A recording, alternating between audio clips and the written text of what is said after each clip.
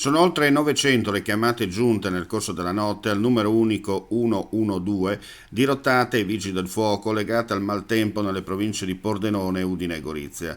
Le richieste principali riguardano la caduta di alberi, cartelloni, ma anche il parziale scoperchiamento di alcuni stabili e la distruzione di centinaia di parabrezza di auto colpiti da chicchi di grandine di dimensioni eccezionali, in taluni casi anche di 10 cm di diametro. Alcune persone che si trovavano nell'abitacolo delle auto rimaste bloccate durante il fortunale sono state medicate per le ferite riportate dopo che giganteschi chicchi hanno sfondato i parabrezza. Nessuno comunque è stato ricoverato. Nel bilancio ci sono anche 4 feriti, persone che sono scivolate mentre stavano ispezionando le proprie abitazioni per verificare i danni da maltempo.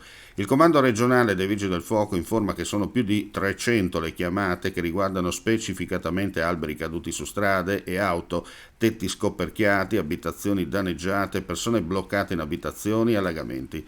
Al comando di Udine, dove stanno operando tutte le squadre dei Vigili del Fuoco, permanenti e volontari, con il supporto di ulteriori squadre giunte da Trieste e Gorizia e da altre zone d'Italia, gli interventi di soccorso portati a termine nella notte sono 30 e più di 100 quelli in coda.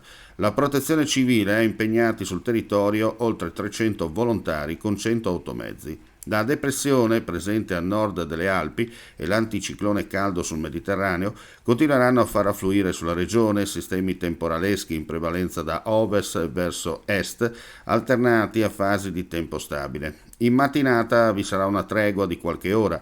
Nel corso della giornata vi saranno ulteriori temporali sparsi, alternati a fasi di tempo migliore. Saranno ancora possibili locali temporali forti. Dalla prossima notte l'afflusso di correnti di bora più fresche porterà maggior stabilità e non vi sarà più occasione per temporali di rilievo.